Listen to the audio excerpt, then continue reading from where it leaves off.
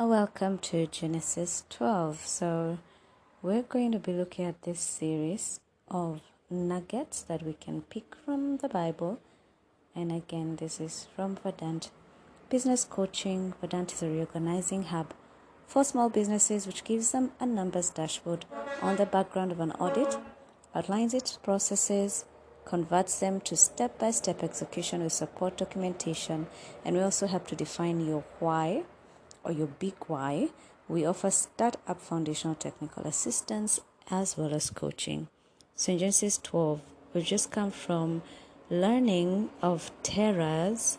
Terah was Abraham's father, and we're just coming from his sojourn or journey from his hometown or the region of Ur to a town that was called Haran, but he actually wanted to go to Canaan. So now the Lord said to Abram in chapter 12, leave your native country, your relatives, and your father's family, and go to the land that I will show you. So sometimes, even in business, we need to relocate territories, reorganize our markets, reorganize where we get our clients from. It could be a different age group or a different region geographically. It could be a whole new product line.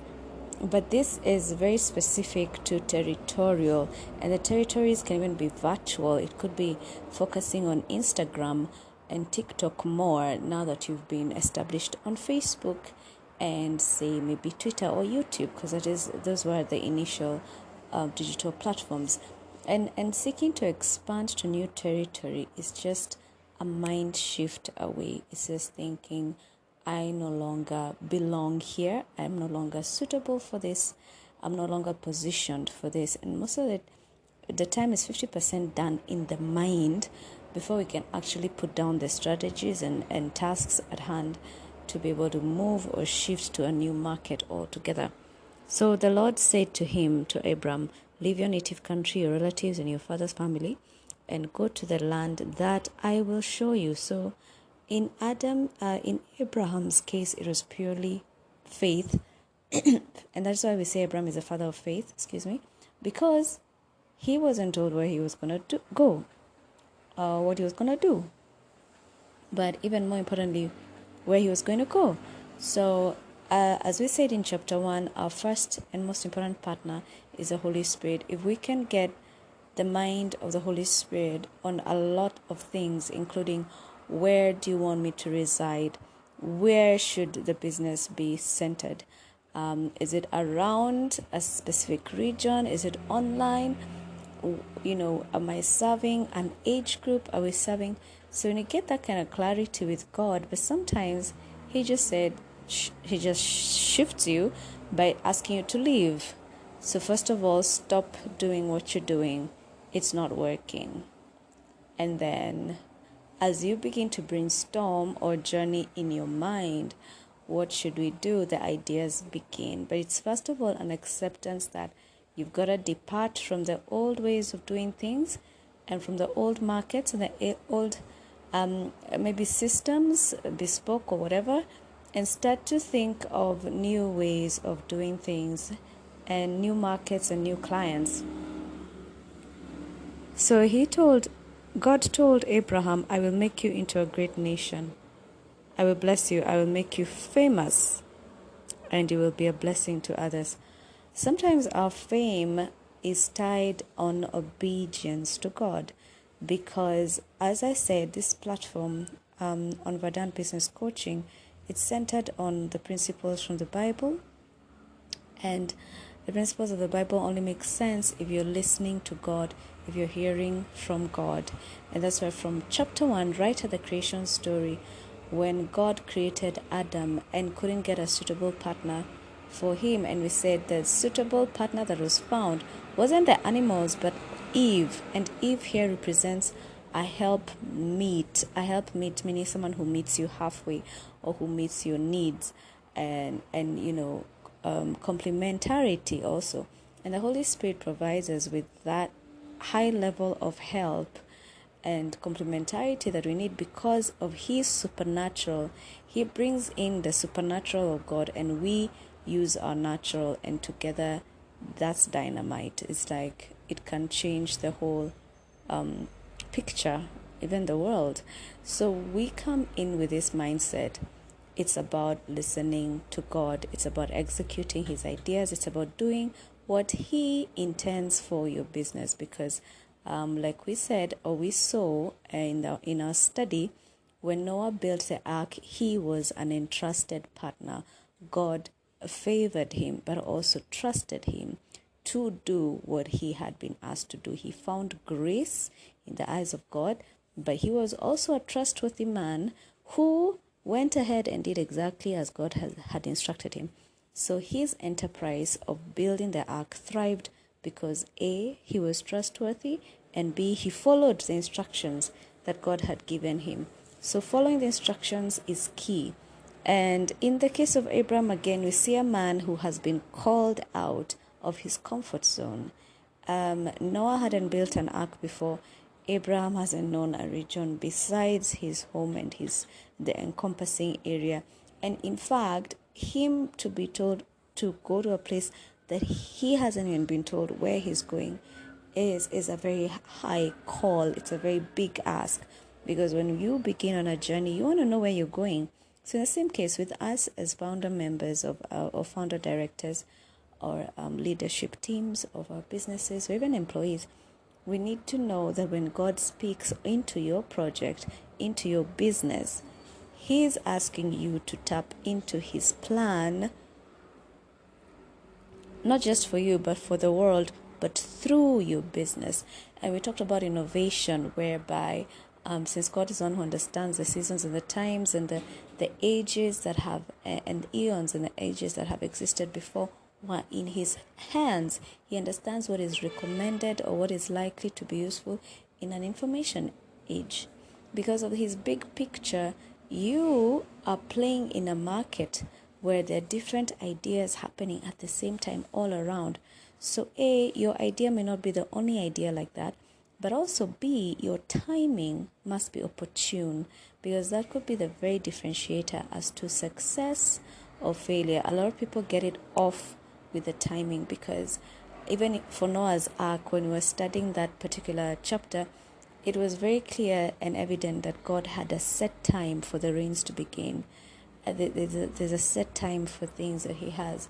If it is COVID, there was a set time for that. If it was, so you find that the enterprises that built themselves slightly earlier, set to position themselves earlier. They didn't even know why they were positioning themselves for masks and gloves and all this. But those that were ready are the ones who found a catch, got a big catch, because everybody else was trying to reorganize themselves. But those who were ready, because they jumped in and started doing something, they didn't even understand why they were creating what they were creating, but it is evident that they had been inspired by God. If they hadn't been, then it would be pure coincidence, and I don't think there's anything like that. So when Abraham when God tells Abraham to step out, it's almost like Peter stepping out of the boat to join Jesus on top of the water. I would imagine the fear or even the trepidation. And for Abraham, who has come from a family where they're organized and they have wealth and they have know-how, and you will see that he was actually a leader, a natural leader. You would imagine that he wants a plan, and that's it. Our boards want strategies. As a leader, you want to have a roadmap, and sometimes you gotta trust God that you're heading in the right direction, and that you're going to get each instruction in a timely manner along the way as you move. So it is in the moving that you will get your answers. And this is so critical, because we emphasize a lot on the blueprint sometimes, and the risk is that we will miss the opportunities that are more ad hoc and unforeseen, unplanned for, unbudgeted, but they are the best decisions of your organizations are the best decisions that you're one of the best best decisions that your organization is ever going to make, just out of the blue. So this is the promise that God gives Abraham. I will bless you. I will make you into a great nation. Remember, we talked about how some brands actually then they carry the national identity, and so they're nationality carriers. And I talked about our own Kenya Airways, because I'm from Kenya, and it representing Kenya everywhere it lands. So anybody who sees KQ, Kenya Airways, automatically thinks of our country. So whatever service they are provided with and whatever service they get is a direct reflection towards the nation of Kenya. So our products are not just localized in the sense of wherever you get to produce them from, it's actually where they land. Whenever I look at the product, one of the biggest identifiers that I look at is, where was this made? I want to know, is it from Taiwan? Is it from China? Is it from Egypt? Is it from UAE? And it's always interesting because in the back of my mind, I instinctively have a picture of what to expect from the performance of a product based on where it is manufactured. So you're going to realize that your brands are not local. They are actually, in many ways, international. There's a brand that right now I cannot get in this country, and I don't even know how how they got to get manufactured, because I got it from a friend, and this friend, when she was giving it to me, she wasn't thinking about the product or the manufacturer. She was just gifting me something that she thought would be useful. But at the back of my mind, I'm thinking, I want to replace this product. I cannot get it. I cannot find it in the market where I am, in the local region where I am right now. So you gotta realize that your product will sell even through people carrying it to a different nation and giving it to somebody else. And out of the most bizarre situations, we land with things from totally different regions, even when we hadn't shopped for them or gone out looking for them ourselves. It could be a gift, it could be something that somebody was trying to dispose of and they gave you, all sorts of things. So your reputation goes beyond your borders, even without you recognizing it. It goes beyond your regional borders, goes beyond your familiar markets, even to the markets that you haven't planned to go into, purely by chance. Most of the time, it's just purely chance. And you can imagine that at the beginning, when God said that Abraham would be a great nation, it was like, what? I don't even have a son. Yeah, but that son did come. And so in the long run, your product could actually shift into becoming a national identifier,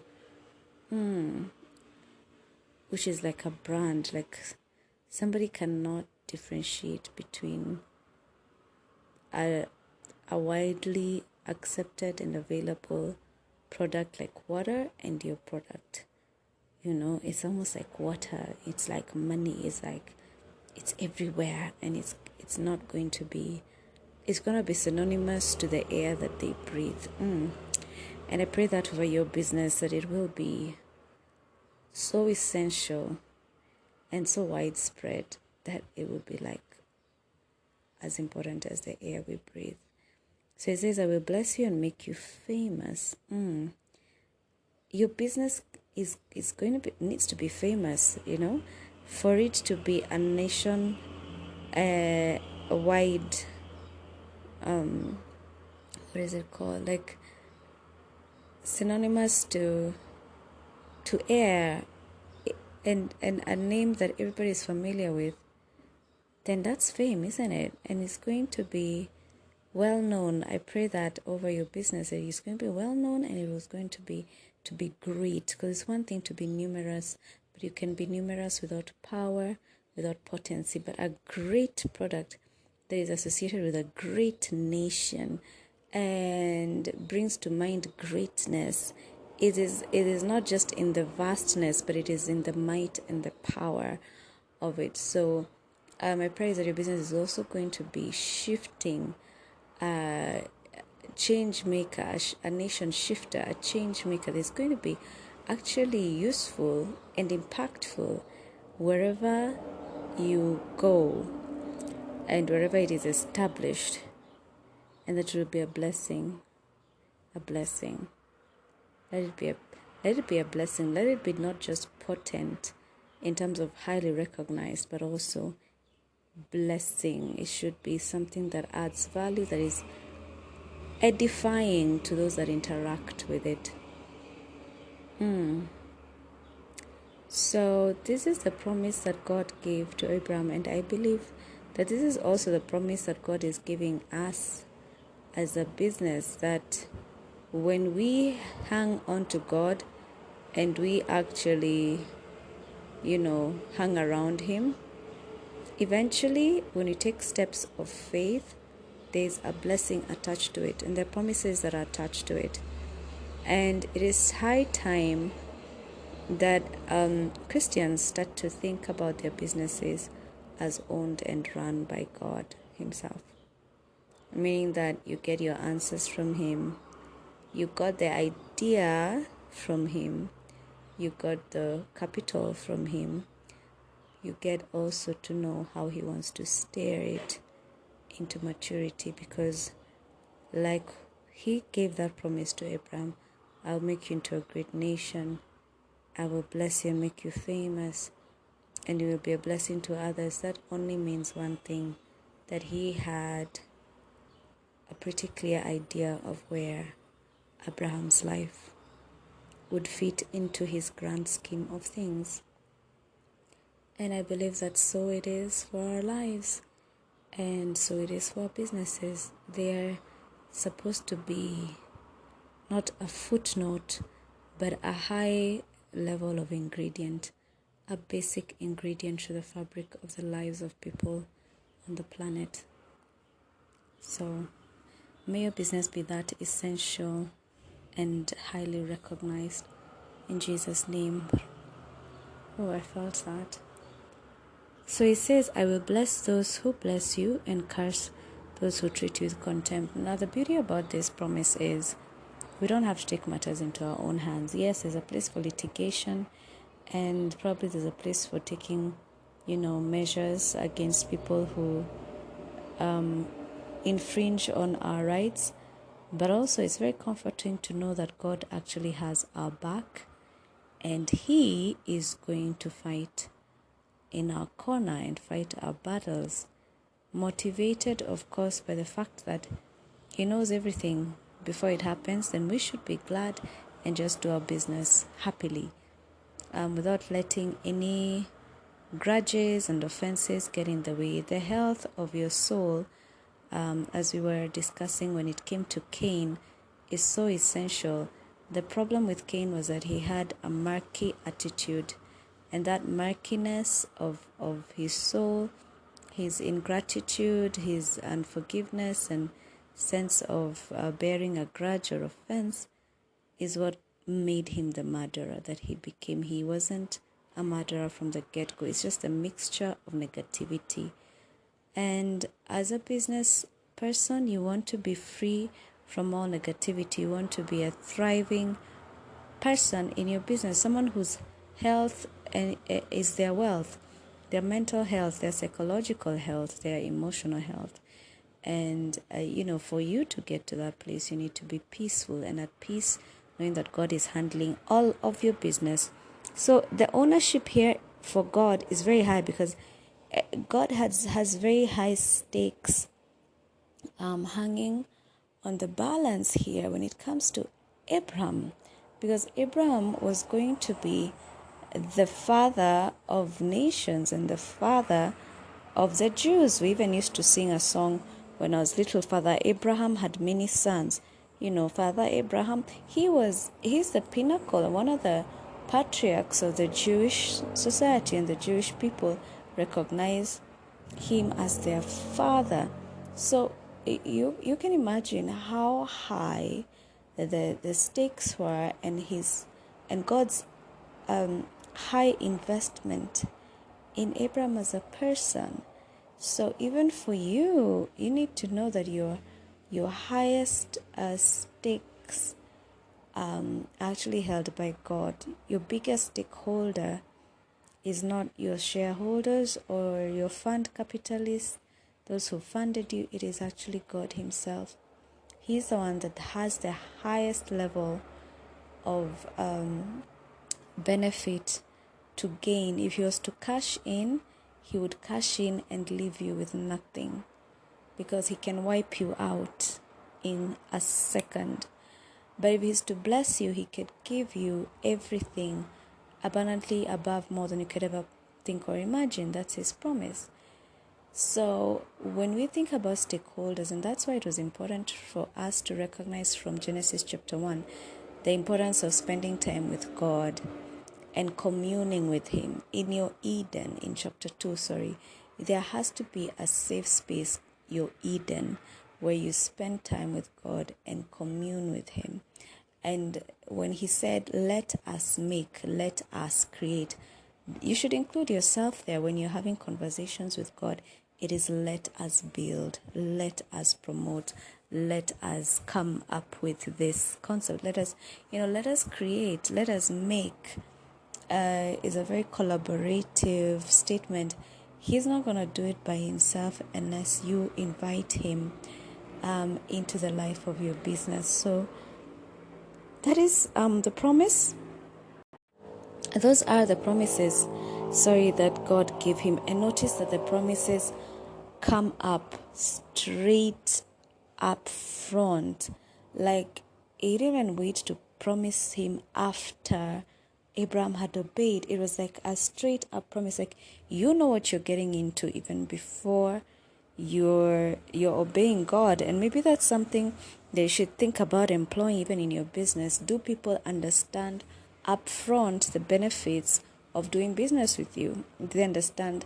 Do you understand your own edge? Do you understand your own gifting or qualities that are of value for your customers or for your partners? It's very important that we understand our own qualities or characteristics that are of value. What are people buying from you? Is it just a plain product, or do you have more to offer? So that offering should be straight up on the table. We're good at this and that. We have technical expertise in this. We will, build your brand, even the services market and your brand builders. Whatever it is, it should be clear. Why are you proposing to engage with the people that you're proposing to engage with? If it is a client, why are you proposing that they should buy your product or service? Why are you proposing that this supplier should function in an alliance with you? What does that look like for them? And of course, we don't want to be selfish and just think about ourselves in getting the money and getting the association and acquiring the market. So the question is, what are others acquiring as a result of creating these linkages or partnerships with you? So for God, He's very transparent. He just tells you up front. And this is the benefit probably Abraham had from the word go, that the promises came up front. So even when you're drawing the contracts, let there be a clarity on what you will offer, and let it be exactly what you intend to offer and nothing less. So Abraham departed as the Lord had instructed. I'm on verse 4. And Lot went with him. So now notice that sometimes people tag along that weren't meant to tag along. The instruction was to Abraham. When the instruction went out to Abraham, then he had this, like soft spot for Lot, or Lot felt that he couldn't be left behind. I mean, if Uncle Abraham is going, wherever he goes, then I'm there too. But you gotta realize that some instructions are very specific to your business. They're not to be shared in a forum with other businesses. It is for your business to implement that idea.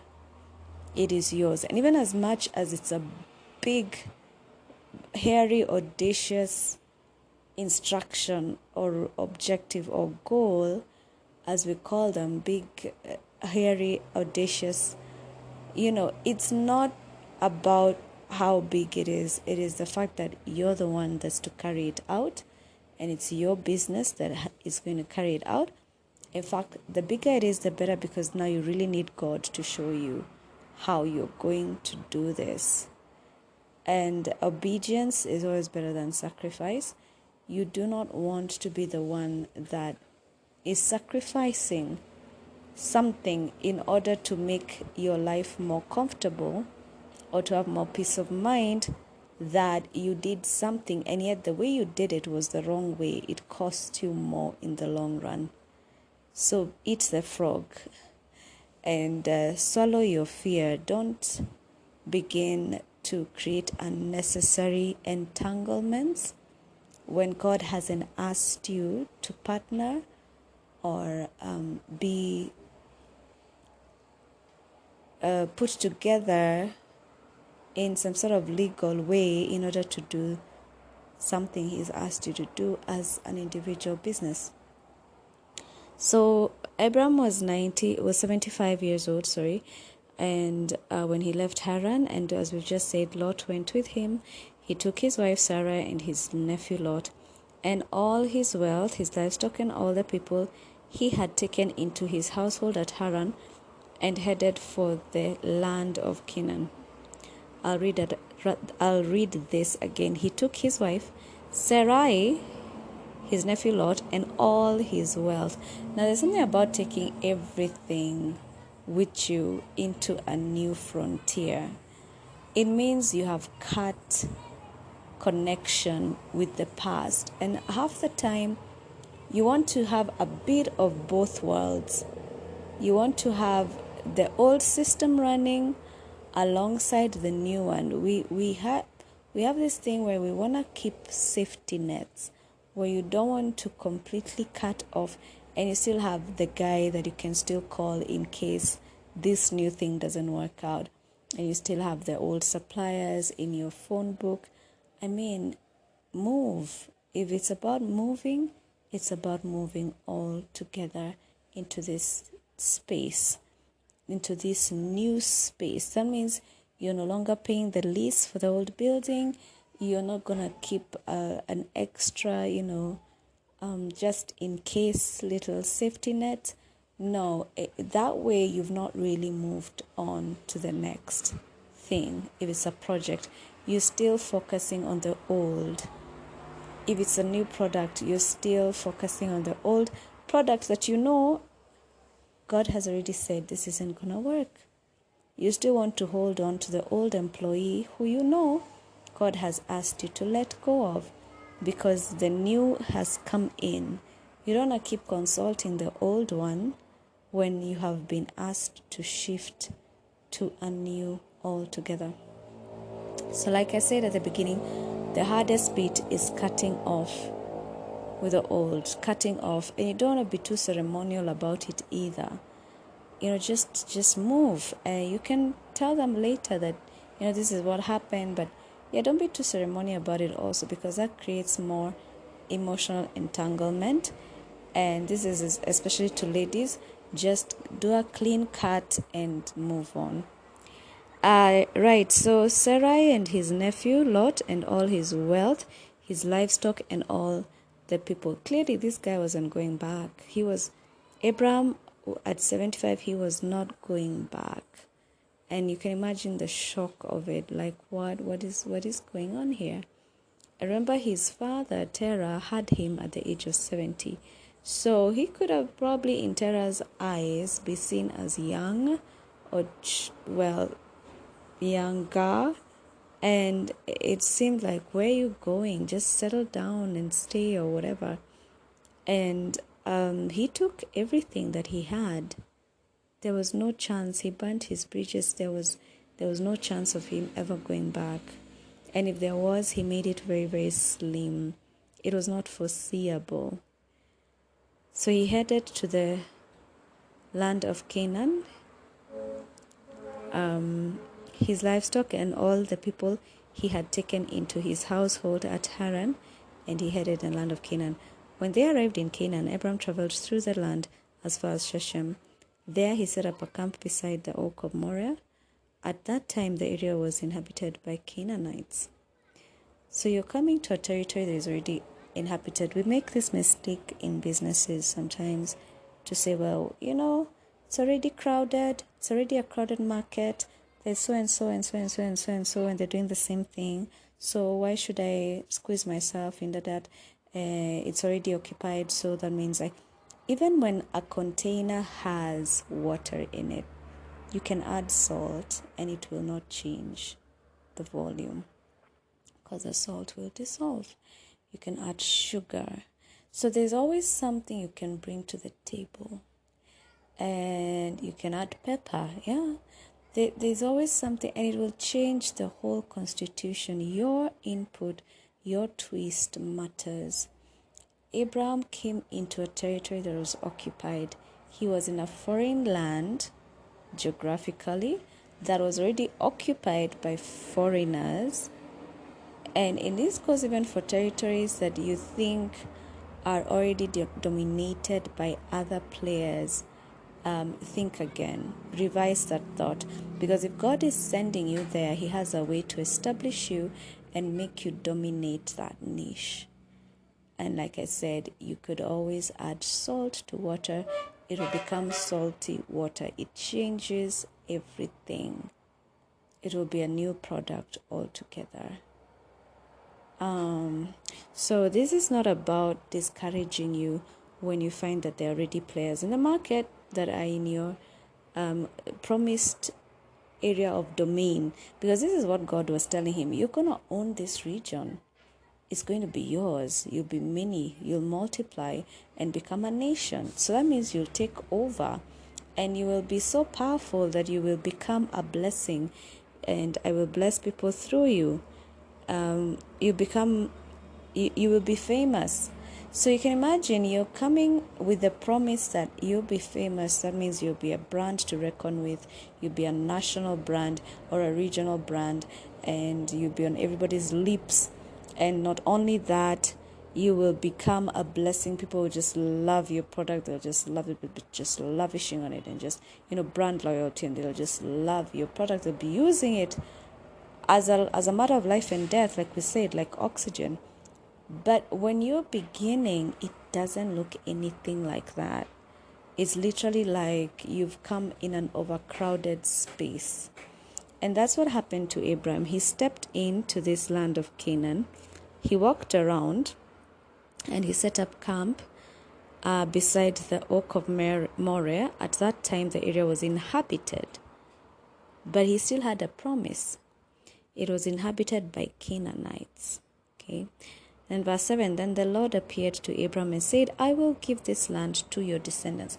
So now, noticing the hesitance, of course, you want to say, look, why would God send me to a land and ask me to inhabit it and become a great nation and promise that I'll become a great nation? Yet, when I step into it, I see foreigners. I see that it is inhabited. I see that it's already crowded, maybe a crowded market or whatever. Why would he do that? And then God, sensing the reluctance or the obvious discouragement that you would start to think, wait a minute, did we make a mistake here? Reaffirms the promise that he made. And that is why it's important to keep having contact with God, whether it is in your own private time or in a group setting, in a church setting, whatever. But there has to be times where you allow God to speak to you and provide channels for him to speak through, right? So it could be people in your life that are placed there to just be your spiritual guide. On top of that, you should have your own spiritual time with God, with your Bible. On top of that, you could have your Bible study group. it just give avenues for God to reach you. Because here, God appeared to Abraham. So where are you going to be giving space for God to appear, It's in an environment that you have created, because rarely does God just appear. Sometimes he will. Like for Moses, nobody was looking for God. Moses was not looking for a burning bush experience, but that was his time. His time had arrived. So the Lord appeared to Abraham and said, I will give this land to your descendants, to reaffirm, to reassure, reiterating the promises that he had made to him. And Abraham built an altar there and dedicated it to the Lord who had appeared to him. Notice he built an altar, which means that he built a safe haven, a safe spot, a place where God was recognized. This is your place, this is your home. It's how you build a house for your son, maybe. But God, literally, Abraham created room for God, even from the time he got to this foreign land. And when he did that, he realized that God was still with him. He hadn't left him in Haran. So even in the new place that you're going to, if it was a promise of God that got you out of X into Y, then God is still there in Y. A lot of times we will grow, or we may scale, or we may move or shift, and we start listening to third parties. We now have technical advisors and we have experts who tell us things, but they were not there at the beginning. And that is why reorganizations become so difficult, because you lose sight of the initial word of knowledge or the initial wisdom that got you started in the first place. So when you lose sight of that, then you are losing your target or your mission. And that's how missions get self-sabotaged and aborted early or prematurely, because you lost sight of the initial vision, and the stamina just goes down. So the Lord appeared, the same Lord who told him to come out, told him, I will give this land to your descendants. And Abraham built an altar there and dedicated it to the Lord who had appeared to him. After that, Abraham traveled south and set up camp in the hill country, with Bethel to the west and Ai to the east. There he built another altar, creating another space for God, and dedicated it to the Lord, and he worshipped the Lord. Then Abraham continued traveling south by stages towards the Negev. So this is not a one-stop journey, like from point A to X and that's it. No, there were stages along. It wasn't a direct flight. There were many stopovers, and sometimes we want something direct. Now, I remember Brian Tracy having this analogy that he gave, and he was using his experience of traveling across the Sahara and using it to guide people or teach them on how to make sales and goals in sales. And he said that they had these markers in the desert, which was like a barrel, and each barrel represented a certain distance, but you could only see the next barrel when you were nearing it. In other words, you couldn't see two barrels ahead. You could only see one barrel at a time. So it is in the case of developing your business based on a call from God, or even a product launch, or even just shifting your attention, as we're saying, to new markets or new people. It will be one goal at a time. You will not have a direct from point X to Y, landing your plane directly there. No, you'll have many stops and you'll have many milestones to test the journey's efficacy and whether you're still on the right path. So it says that Abraham continued traveling south by stages. And it's important to mark those stages. And sometimes you don't even see them as stages, because everything is just a blur. It's a flurry, hub of activity. Just to get your head above the water is enough. But it's important to also notice that there are stages, like to review, continuous reviewing. Find out, what have you learned last week that you didn't know?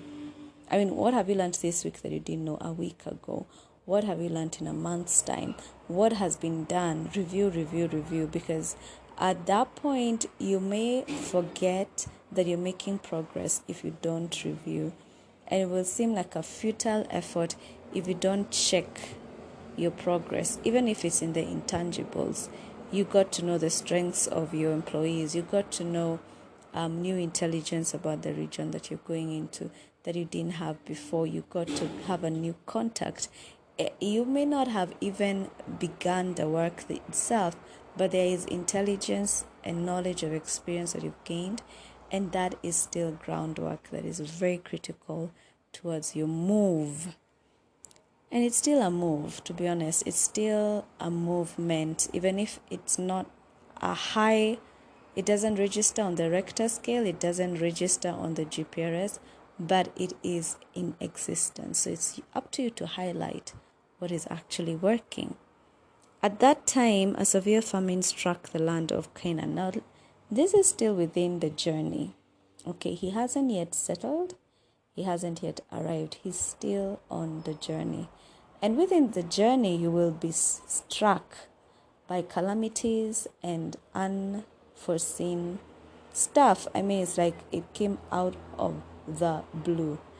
And this is what it says. At that time, a severe famine struck the land of Canaan, forcing Abram, to go down to Egypt where he lived as a foreigner. So when this thing struck, he had to change course, diverting completely away from where his vision had been. Now notice he didn't go to settle in Egypt. He knew he was taking a diversion temporarily because maybe the road ahead is on construction, and just like we have road construction diversions, this was one of those. He knew he would still have to come back and reroute himself back on course. So this is what has happened. So he was forced, the famine forced him to go down to Egypt where he lived as a foreigner. Again, where he lived as a foreigner. Okay? As he was approaching the border of Egypt, Abraham said to his wife, Sarai, look, you're a very beautiful woman. When Egyptians see you, they will say, this is his wife. Let's kill him, then we can have her. So please tell them you are my sister. Okay, now that's a lie. So normally we have survival tactics that cost us. They will cost you because while you think you're doing a wise move or a wise transaction, or you're using wisdom by being cunning and deceitful, these kinds of move will not only derail you, but they may actually leave a scar along your journey, an emotional scar. I mean, imagine what Sarah is thinking when her husband is telling her that she needs to preserve his life by going to bed with another man, or potentially having a child with another man, or potentially getting married and, being absorbed into an Egyptian culture altogether. So the risks are very high, and sometimes we forget that our mishaps, our challenges are just temporary, and God will have a way of getting you out. Man-made solutions are one of the messiest things ever. They are messy. Without God's intervention, man-made solutions can land us into big, permanent trouble.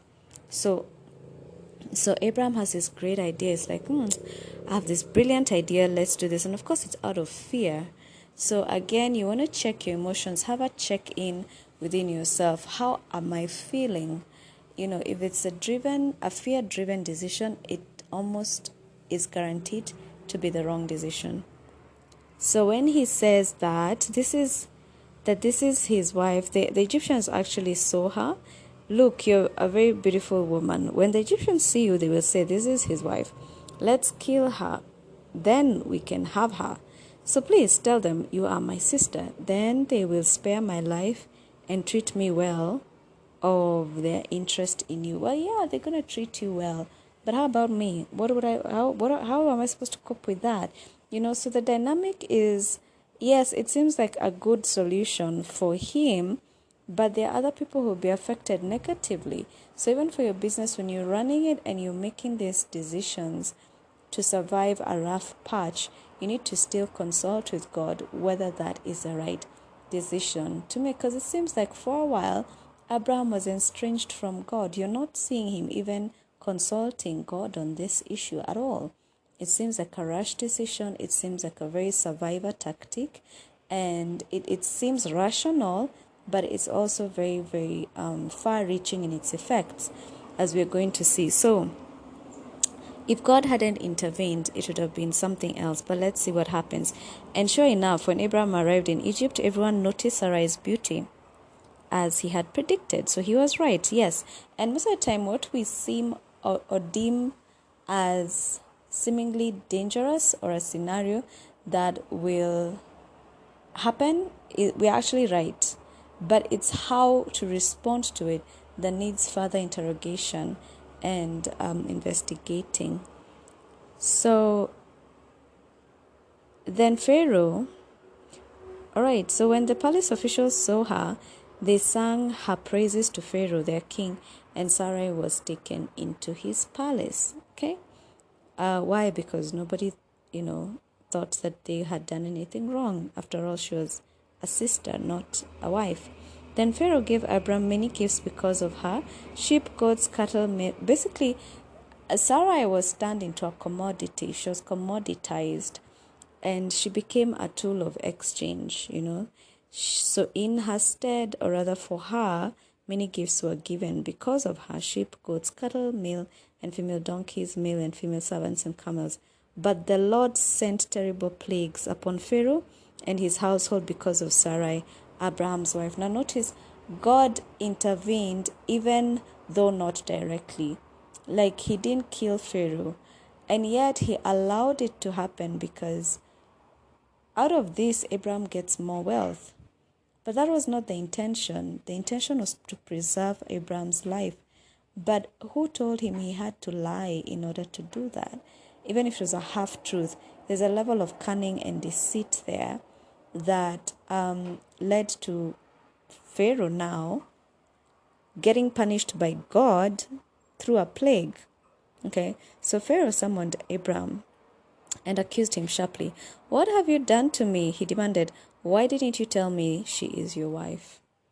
Like, why didn't you just tell me? Like, even a secular system recognizes honesty. That's the thing. Even outside of the business of language, it says, business at the speed of trust. If I don't trust you, there's a high chance I'm not going to do business with you. So Pharaoh was happy to transact with Abraham based on what had been represented. And the facts that had been presented to him was that this is Sarai, Abraham's sister. But, it changes everything when the truth is laid down as pure truth, unadulterated. This is actually Sarai, my wife. Right?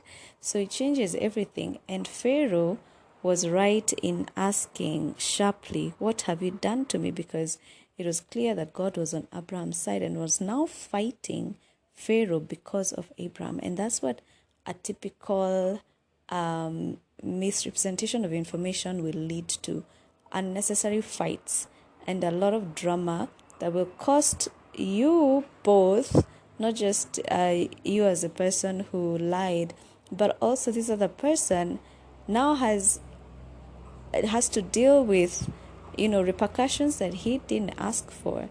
And of course that taints the vision, that taints your reputation and the relationship that you're seeking to build by lying is actually now cut.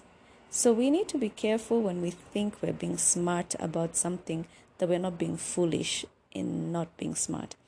It may look or seem like you're being very, very pragmatic, but it leads to a lot of danger when we misrepresent facts. So this is a misrepresentation of facts. So he asked, "Why didn't you tell me that she was your wife? Why did you say she is my sister and allow me to take her as my wife?" And allow me, so it's something that Abraham actually allowed indirectly. It was a consent. Even if he knew and he bled that his wife was going to be meeting or hanging out with this other man who's a ruler of the country or whatever, but it still hurt him. It hurt him deeply to do that. So, and he did it out of a survivor instinct. We need to survive the famine. And yes, they did get the cattle, they got sheep, they got lots of stuff, but relationships were damaged. And I'm willing to bet even the relationship between him and his wife, because I'm sure she felt traded or sold off or commoditized, and that is not right at all. So there's a breach in the relationship. So you need to be careful the kind of breaches in relationships and lack of trust created by lack of trust because of conniving, deceitfulness, and a lack of pure wisdom when you think you're being smart. So he said to her, okay, so why did you say she is my sister and allow me to take her as my wife? Now then, here is your wife. Take her and get out of here. That doesn't sound like a very happy person, and especially being a ruler of the nation that you're depending on for survival. That is clearly not a response that depicts peace or peaceability. It doesn't say, you're welcome to come back. No, it feels like this is it. You're out of here. So it actually says that, take her and get out of here. Pharaoh ordered some of his men to escort them and sent Abram out of the country. So this is the country you came to for help. And now, because of the lies you have spoken, the ruler of that country, the king, Pharaoh, has thrown you out. And he says, sent Abram out of the country along with his wife and all his possessions. So that is a burnt bridge, unintentionally. But it's almost like you can't get very pure results out of lying. There will be some taintedness, and there will be consequences to any misrepresentation. So be careful when you're on fear and survival mode and the decisions that are made thereof. So this is chapter 12 that ran almost 1 hour, but I'll try and keep it shorter, perhaps maybe because of the content. It was a bit longer this time. I just like to encourage you to keep listening. These are free podcasts. You don't need to pay anything, but I believe that they're very useful to any organization at any stage. But we're focusing specifically on startups, but these are still problems that we get to see along the way of any stage of the organization, whether it's a mature stage or a teenage or just beginning. So thank you for listening. Have an amazing time as you build your business, and see you in the next audio. Bye bye for now. God bless you.